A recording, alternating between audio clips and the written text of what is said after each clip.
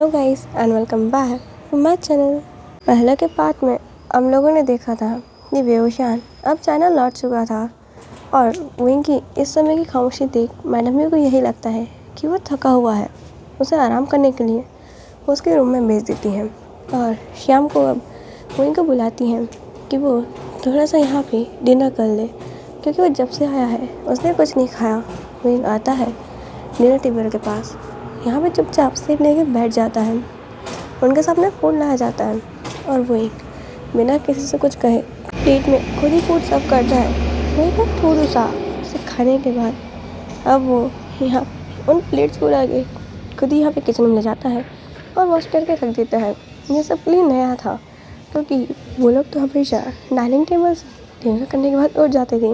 Plate तो यहाँ servants उठाते थे और वही क्लीन करते थे, पर यहाँ पे विंग ने सर्वेंट के लिए कुछ छोड़ा ही नहीं। विंग यहाँ पे सबके खाना खाने का वेट करता है। जैसे ही सब लोग खा लेते हैं यहाँ पे विंग पूरे चुपचाप उनके साथ बैठा रहता है कि शायद इन्हें कुछ बोलना होगा, पर वो लोग कुछ नहीं कहते। तो विंग यहाँ पे अब वापस उन्हें गुड नाइट बोलता है और वहाँ से अपने रूम में चला जाता है। यहाँ पे विंग इस बिहेवियर को अभी कोई इतना नोटिस नहीं करता, पर यहाँ पे अब विंग का यही सेम बिहेवियर बहुत दिनों से सब नोटिस किए जा रहे थे। ना हंसना है, ना किसी से बोलना है, बोलना बहुत कम शब्द, मॉम डैड ये वर्ड तो सुनना बहुत ज़्यादा ही मुश्किल लगता है। ऐसा लगता है विंग यहाँ होकर भी यहाँ पे नहीं है। यहाँ पे किसी को समझ ही नहीं आ रहा था कि वो ऐसा क्यों है। मैडम को लगता है कि शायद विंग नाराज़ होगा कि वो लोग उससे मिलने नहीं आए। वो लोग उसे मनाने के लिए, उसे मस्ती करने के लिए यहाँ पे उसके बारे में बहुत सारी बातें करते हैं। उसके लिए यहाँ पे वो लोग जो कर सकते थे वो सब कुछ करते हैं। कि यहाँ पे जियांग चंग विंग को परेशान करना चालू कर देता है, उसको डराना यहाँ पे कुछ काम नहीं आ रहा था। यहाँ पे जियांग चंग कहता है सबसे ज़्यादा मस्ती ये किया करता था और अब देखो ऐसे मस्ती कराने के लिए मुझे क्या क्या करना पड़ रहा है। यहाँ पे जियांग चंग शायद से अपने कॉलेज में कैंटीन एरिया में बैठा हुआ था, जिसके देख के शायद यहाँ पे लंच में पूछते हैं कि तुम्हें क्या हुआ, इतना सैड क्यों हो। जियांग चंग कहता है कि किसी बच्चे को शैतानी करने से रोकना भले आसान हो सकता है, पर उसे वापस शैतानी करने के लिए मनाना इतना कठिन काम होता है, मुझे बिल्कुल नहीं पता था। यहाँ पे लंच चैन अब क्वेश्चन मार्क वाला पेज लेकर जियांग यानी की तरफ देखते हैं और यानी उन्हें सारी चीज़ें एक्सप्लेन करती हैं। लंच चैन कहता है इस बारे में तो मैं भी कुछ नहीं कर सकता, क्योंकि मुझे बिल्कुल नहीं पता कि ऐसे में क्या करना चाहिए। यहाँ पे अब न्यासन कहता है ऑफ कोर्स यहाँ पे उसे एक पार्टी चाहिए होगी, वो जब से आया है क्या तुम लोगों ने उसके लिए एक पार्टी अरेंज करी है। सोचो एक बड़ी सी पार्टी जहाँ पे बहुत हॉट और ब्यूटीफुल लेडीज़ आएंगी, वो भी शॉर्ट ड्रेसेस के अंदर। यहाँ पे उनके लेग्स को देखना कितना अच्छा होगा। मेरा मतलब है उसको भी तो मन करता होगा ना कि वो हॉट और ब्यूटीफुल लेडीज़ को देखे। तो हो सकता है उसे पार्टी चाहिए हो, एक पार्टी इंजॉय करो, अरेंज करो, देखना वो कैसे नहीं हंसता है और उसकी बिल्कुल शैतानियाँ यूँ चालू हो जाएगी।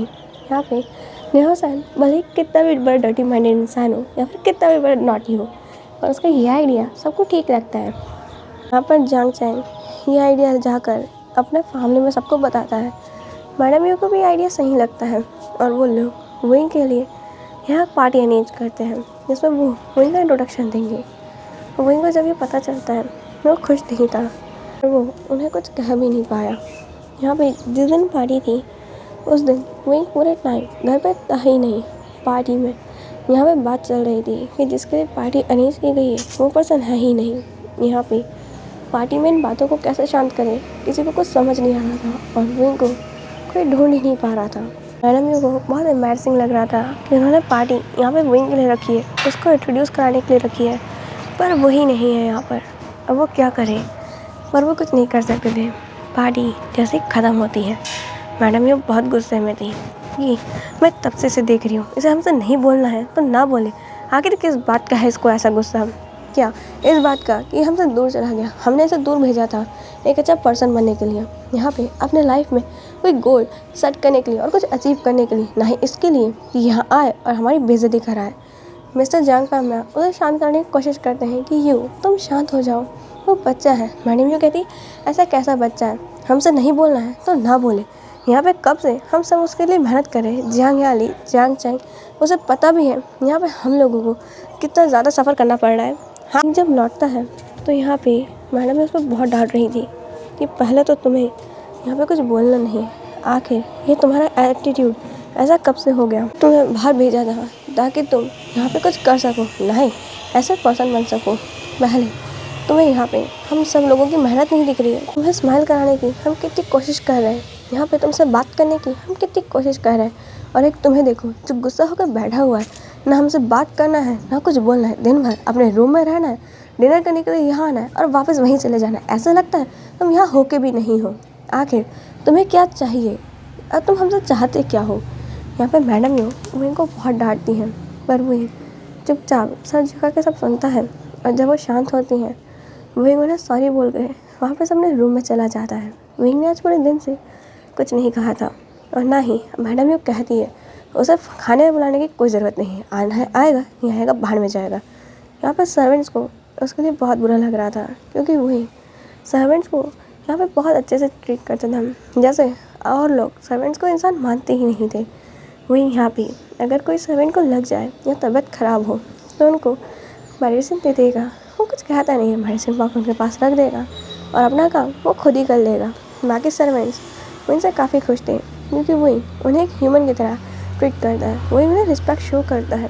पर बाकी लोग तो ध्यान भी नहीं देते हैं कि आखिर उनके एम्प्लॉय हैं, हाँ वो उनके लिए काम करते हैं, वो सर्वेंट है, पर इसका मतलब ये थोड़ी ना है कि वो इंसान ही नहीं है। एंड में अब यहाँ पे विंग के एडमिशन के बारे में कहते हैं कि यहाँ पे विंग को अब कॉलेज जाना होगा, क्यों ना हम उसका भी एडमिशन दूसरी यूनिवर्सिटी में ही करा दें, वो बेस्ट रहेगी। यहाँ पे सब एग्री करते हैं, और दूसरी यूनिवर्सिटी के अंदर यहाँ पे विंग के एडमिशन की सभी प्रोसेस कंप्लीट भी हो चुकी थी। नेक्स्ट डे विंग को वहाँ जाना था। वहीं अब दूसरी यूनिवर्सिटी के लिए जियांग चेंग और याली के साथ निकलता है। यहाँ पे जियांग चेंग बता रहा था कि उनकी यूनिवर्सिटी के अंदर क्या क्या है और वहाँ वो कितना एंजॉय कर सकते हैं। और दूसरी ओर हम दूसरी यूनिवर्सिटी के अंदर देखते हैं यहाँ लैन वांग जी जो अपने दोस्तों के ग्रुप में बैठा हुआ था। वांग जी वहाँ पे हॉट और हैंडसम होने के साथ साथ वहाँ का बॉस भी है, या फिर कहा जाए यहाँ पे वांग जी उन सब का लाडला भी है, क्योंकि सब लोग वांग जी को बहुत प्यार करते हैं और उसके ऑर्डर्स को भी मानते हैं, और उसके बुली करने के तरीके पे भी कोई ज़्यादा परेशानी नहीं है। वांग जी बहुत छोटू सा बुली करता है, जहाँ पे वो सब कुछ देखता है क्या किसी को हर्ट तो नहीं होगा ना। ये सब कुछ देखने के बाद ही वांग जी थोड़ी सी मस्ती करता है। यहाँ पे वांग जी की मस्ती इतनी भी नहीं होती कि कोई पर्सन यहाँ पे बैक करने लगे या फिर उसे यहाँ पे उसका ट्रॉमा ही हो जाए। ठीक है, इस यूनिवर्सिटी के आने के बाद से जो सीनियर्स बहुत ज़्यादा ही घटिया बुली करते थे, उन्हें तो वांग जी ने आके अच्छा खासा बुली किया था। अभी भी वांग जी वही कर रहा था। वांग जी एक सीट पर बैठा हुआ था ऊपर, और सामने उसके कुछ सीनियर्स यहाँ पे लड़कियों की बहुत शॉर्ट और हॉट ड्रेसेस पहन के खड़े हुए थे। यहाँ पे वांग जी कहते अरे आप अभी तक खड़े क्यों हैं, मैंने आपको मॉडलिंग करने को कहा है, ऐसे आप अपनी इज्जत बचा के क्यों खड़े हैं। यहाँ पे एक सीनियर कहते हैं वो वांग जी ये बहुत ज़्यादा छोटी है और अपने स्कर्ट नीचे खींच रहे होते हैं यहाँ पे, और ये सारी लड़कियाँ हमें घूर रही है। वांग जी कहता है क्यों, इन्हें आपने नहीं कहा था ऐसे छोटे कपड़े पहनने के लिए, और आप लोग इन्हें नहीं घूर रहे थे। यहाँ पे वो कहते हैं वो तो हम, हाँ तो वो भी यही कर रही हैं। वांग जी हम लड़के हैं। वांग जी कहता है तो मैं क्या करूँ, आपको लड़की बनना है, कोई बात नहीं मैं डॉक्टर्स को अरेंज कर देता हूँ। यहाँ पे वो एक सीनियर कहते हैं हमारा कहने का मतलब है यहाँ पे हम लोगों को ऐसे कपड़े पहनना अच्छा थोड़ी ना लगता है, हम लोग ये लड़कियों के कपड़े क्यों पहने। वांग जी कहते हैं मुझे तो इन कपड़ों पे कहीं नहीं दिख रहा है कि यहाँ लिखा है कि लड़कियों के ही हैं। यहाँ पे वांग जी की बात सुन के सबको हंसी आ जाती है, और एक लड़की जिसने वांग जी के पास कंप्लेंट करी थी कि सीनियर्स उसे इस तरीके से बुली कर रहे हैं, वो काफ़ी खुश थी और वो वांग जी को देख के सोच रही थी ये कितना ज़्यादा क्यूट इनोसेंट है। यहाँ पे इसने इन्हें सबक भी सिखा दिया और किसी को परेशान भी नहीं किया।